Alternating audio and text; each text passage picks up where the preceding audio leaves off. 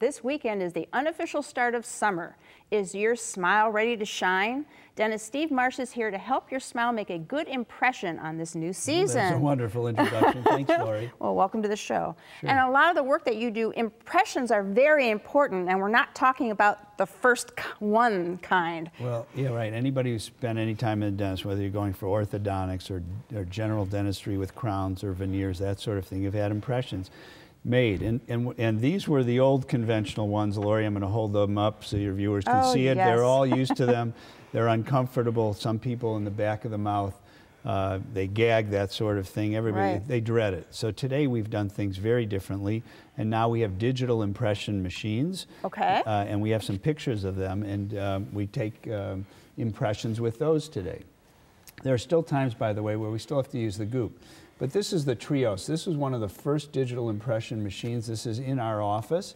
This is the wand that we use. You see it's very big and a bit cumbersome, but we took digital impressions of that, so you didn't have to go through the goop. That came out about 6 years ago. Well, today we have a very different machine. It's called the Trios. It's only been out about a year. And the wand is a little smaller. There's a patient in our office. We like to use sunglasses to protect their eyes from any debris or light. And that's how we take the impression. So you can see my assistant taking the impression there. And then the impression comes up on that screen. So it's a computer screen. And she's here analyzing it. Did we capture it the way we wanted to? You can see that's the lower arch. You can manipulate it. You can enlarge it. And then when we have what we want, we push a button. It goes over the internet to a lab.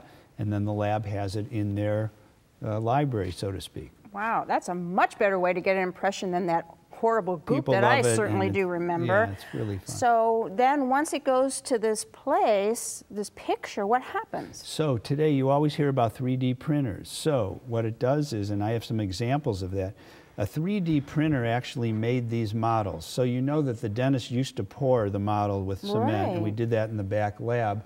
These are done with a 3D printer. So it's a perfect replica of the arch, and we can use them for making mouth guards. In fact, I did one this week with a mouth guard that used to be very cumbersome to make. So now we can make everything specially. And then crowns are made from those. And crowns can be made one of two ways. They can be digitally or they can be done by hand. So here's a patient who came to me in the last month or so.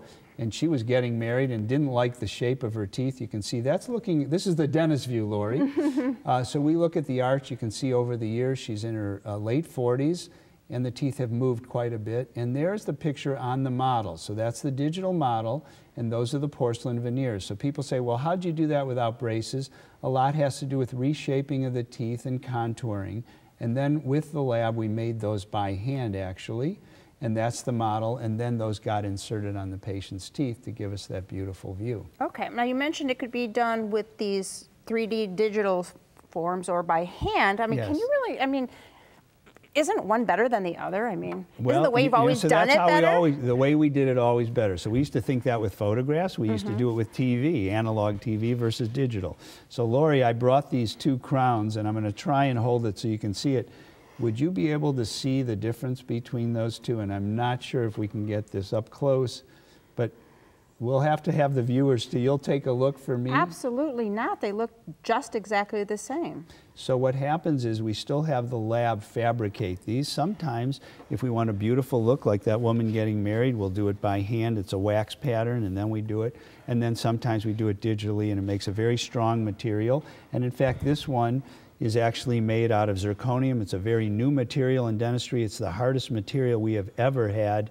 It stands up to almost anything. So in the back where teeth sometimes break, zirconium is a good choice. It's not going to break on you. Right. So once it's there, it's there. It's there. And we have a few pictures, I think, couple before and afters. And there's a patient, again, looking at the arch the way we talked about. Again, over the years, the teeth had worn and broken apart a little bit. So again, these are all porcelain in the back. Those are zirconium. They're very strong, very hard. In the front, we wanted something a little more beautiful, and those are porcelain veneers conventionally. And a patient who came to me a couple of weeks ago, he had broken off a tooth, and you can see over the years, again, these are people in our age group. Over the years, teeth have worn down. Things happen. Things happen, and that's an all porcelain zirconium bridge that I just mentioned. And we also were able to put some pink porcelain because he didn't want spaces between the teeth where food could get caught. So we used 2 different types of porcelain to give him that beautiful look. And now that he did the lower, he's coming back to me to do the uppers as well. That's great. If your teeth need a touch-up and this new technology has made a good impression on you, give Steve a call. You'll be impressed with the results. See what Dr. Stephen Marsh can do for your smile by calling 440-461-1003 or visit www.clevelandsmiles.com. Next,